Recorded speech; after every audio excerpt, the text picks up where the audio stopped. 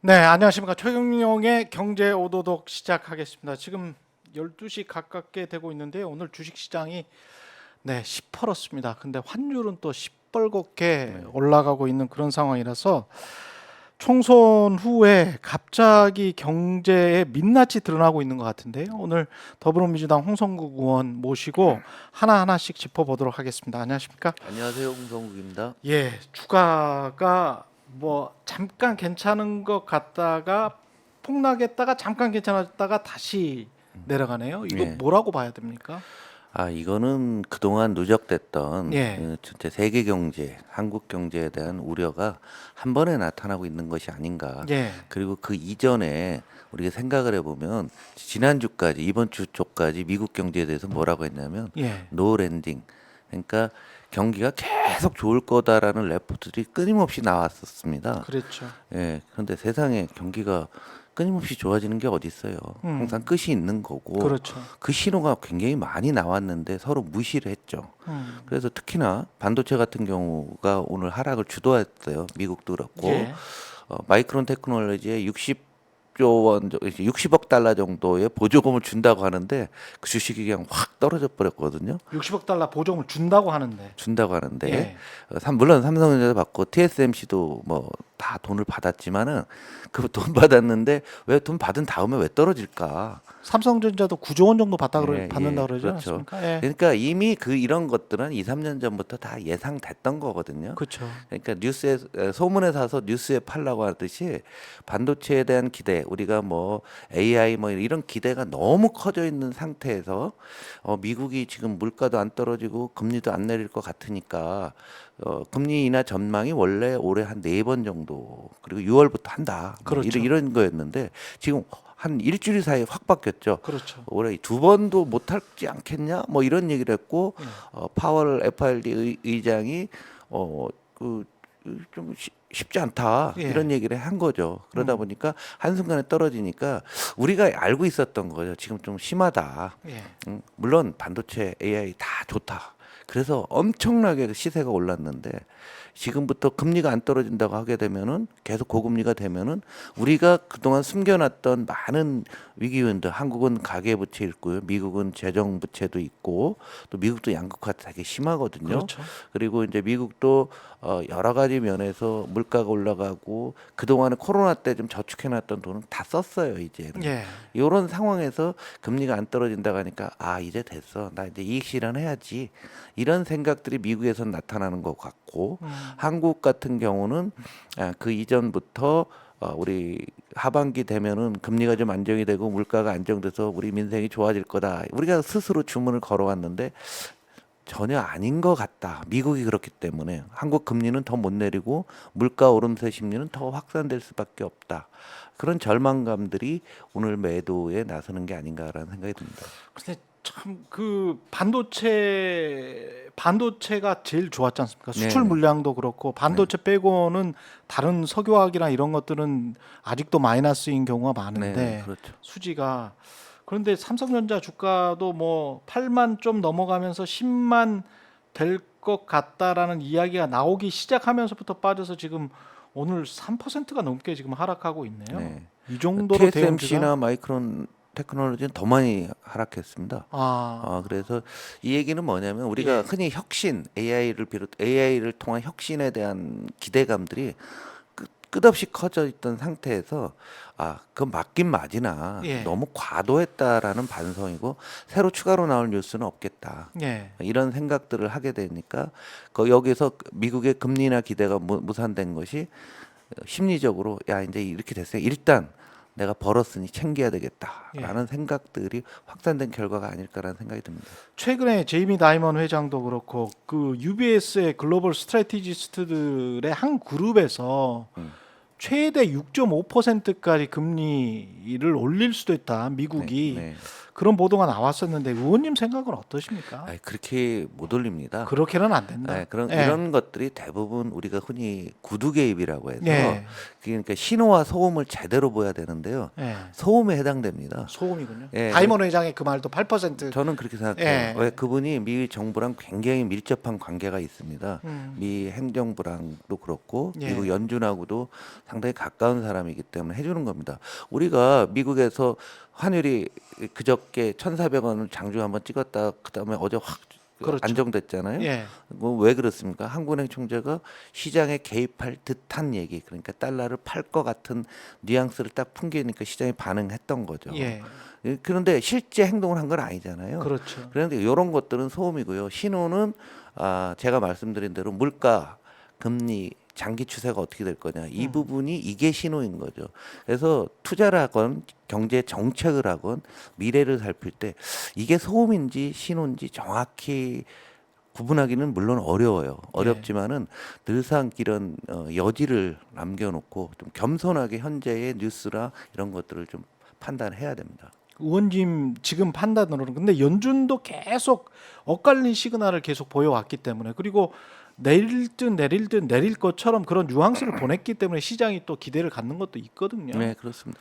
또 올해 미국이 대선이 네. 있기 때문에 연준 입장이나 미국 재무부 입장에서도 지금까지 잘 왔거든요. 그렇죠. 바이든 경제는 잘 왔는데 예. 유지하기 위해서 그런 어떻게 하면 뭐 미세 조정들을 계속 해왔던 거죠. 그러나 본질적으로 물가가 안 떨어진다고 하면 어떡할 건데 예.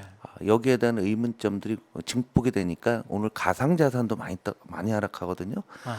가상자산이 그럼 변수가 뭐냐? 뭐 때문에 가상자산을 움직일까 하면은 별 내용이 없어요. 그러나 가장 핵심적인 변수는 금리입니다. 금리가 안 떨어진다고 하니까 가상자산 가격도 함께 동반 하락하는 게 현재 상황이죠. 그렇죠. 근데 그 제이미 다이먼 회장이 물가가 안 떨어질 가능성이 있다. 인플레이션이 계속 올라가는 게 정부가 재정 지출 계속 미국 정부가 어떤 정부든 재정 지출할 것 같고 트럼프가 만약에 되면 감세까지 해버릴 것 같고 그 다음에 그 군사비 지출이 모든 나라들이 지금 심하게 일어나고 있고 어차피 돈 푸는 거니까 네. 그 다음에 미중 간의 갈등으로 보호 무역이 굉장히 심해지고 그다음에 마지막으로 지적한 게 이제 탄소 중립 때문에 에너지 전환 비용이 굉장히 크다. 그러면 그것도 다 돈 푸는 거다. 그러면 이 네 가지 요인들 때문에 물가 인플레이션 쉽게 안 잡힐 거다. 그래서 금리를 오히려 올려야 될지도 모른다라는 그런 아까 이제 구두 경고라고 말씀하셨는데 근데 이 상황 자체는 지금 어떤 정부가 들어와도 쉽게 풀기가 좀 힘든 상황 아닙니까? 근데 다른 측면도 있어요. 예. 일단은 우리가 매일 보는 것들이 유통업에서 혁신들 보고 있지 않습니까? 알리 테무 문제라든가 이렇게 하는데 과학 기술이 공산품 가격을 상당히 낮춘다는 그런 측면이 있고요. 예. 지금 가장 중요한 건 미국이지 않습니까? 미국에 이민자들이 어마어마하게 들어오고 있거든요. 코로나 끝난 다음에 한 350만 정도가 들어온 것 같습니다. 예. 미국에서.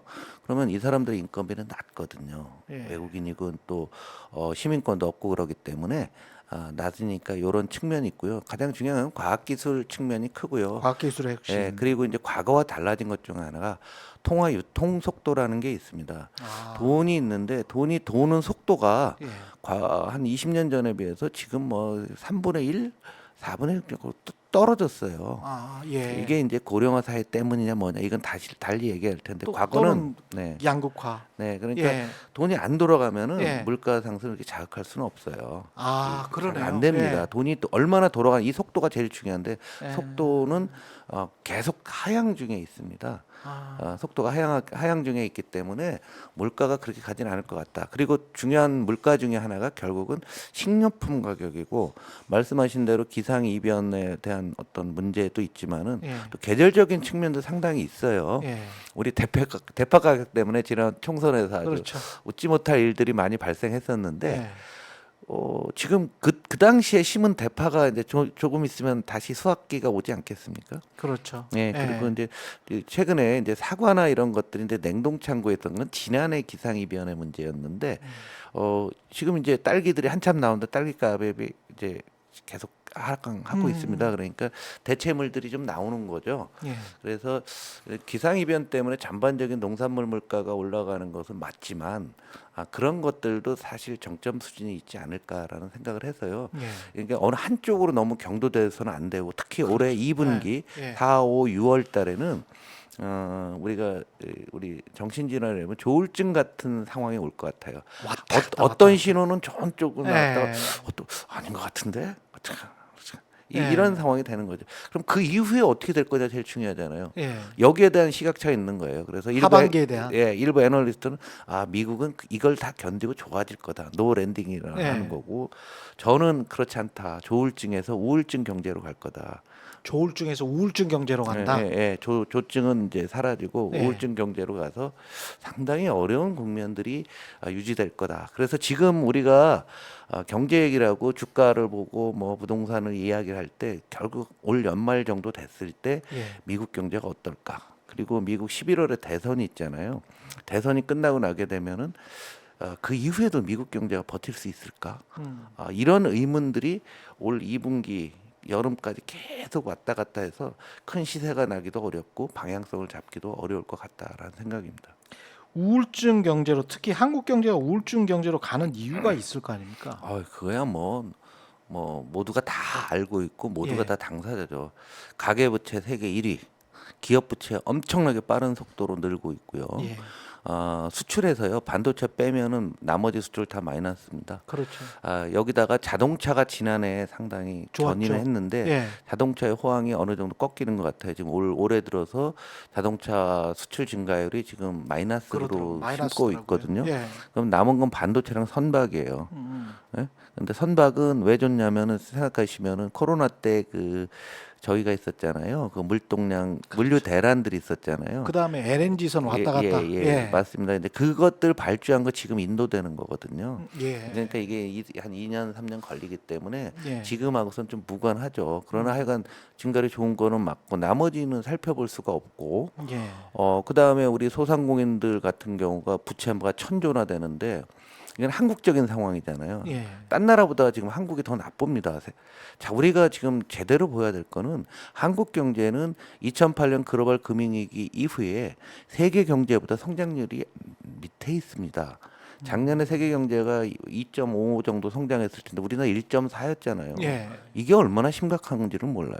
제가 세상에 나와서 한국 경제는 제가 61세인데요. 만으로 한국 경제는 세계 성장률 항상 높았어요. 당연히 그렇다고 생각하지 않나요? 예. 최 기자님도 마찬가지죠. 그렇죠. 저도 그렇게 생각해 왔는데. 그런데 10년째 세계 경제보다 낮은데 아무도 관심을 안 갖지 않습니까? 이거 굉장히 잘못된 거잖아요. 그러네. 이거는 정치인이나 정책하는 사람들, 학자들이나 우리 모두가 이 부분을 심각하게 생각하고 한국이 고성장 국가에서 중간 성장 아니면 그 아래 성장 수준밖에 안 되는 거냐. 우리가 이 부분에 대해서 국민들이 진짜 심각하게 논의를 해야 될 것 같고 예. 우리 이번 총선이 어찌 보면은 뭐 심판론이 왔고 저도 못 살겠다 심판하자 이걸 구호를 외치면서 마이크를 잡았지만은 뭘 심판하는 거냐라고 봤을 때 정권의 어떤 정치적인 측면에서의 심판도 물론 굉장히 중요합니다. 모든 분은 이걸 보고 있지만 저 같은 경우는 우리 경제가 이렇게 어려워지고 있는 것에 대해서 아무런 일도 하지 않은 것에 대한 심판도 매우 컸다. 국민들 개개인의 삶 속에서는 한국 경제가 이렇게 경제 성장률이 낮아진 것을 아무도 얘기를 안 합니다. 이번에 최상목 경제부총리가 취임사에서 뭐라고 하냐면 다이나믹, 역동적인 한국 경제를 만들겠다고 하는 구호 경제예요. 구호 경제인데 예. 아니 그분도 굉장히 뛰어난 관료시고 제가 개인적으로 아는데도 공부도 많이 하셨는데 이 정부만 들어가면은 구조적인 거 큰 그림은 전혀 못 봐요. 안 보게 하는지 모르겠는데 짜잘한 거 보는 것 같아요. 이 위기에서 총선 끝난 다음에 이 위기에서 나눈 정책이 뭡니까? 지방 부동산 두 채 가져도 지방에 있는 거 그렇죠. 뭐 그 정책 내놨잖아요. 그렇죠, 그렇게 그렇죠. 하면 1가구 2주택 안 해주겠다 예, 뭐 이런. 예. 그 다음에 유류세이나 2달 연장. 그렇죠.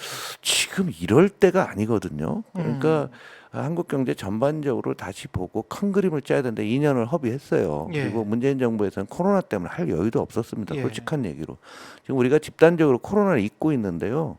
코로나 때 기억 안 나세요? 다 마스크 쓰고 그 코로나 걸린 분하고서 이렇게 한번 만나기만 했다고 해도 집에서 격리하고 그랬잖아요. 그렇죠. 그 엄청난 경제 충격을 나와서 구조조정할 기회를 얻었죠. 그래서 그 기간 중에 K 뉴딜이라고 해서 한국의 장기 성장, 4차 산업혁명을 주도하는 계획을 다 세워놓고 시작을 하려고 하는데 정권 바뀌고서 그거 다 폐기가 됐거든요.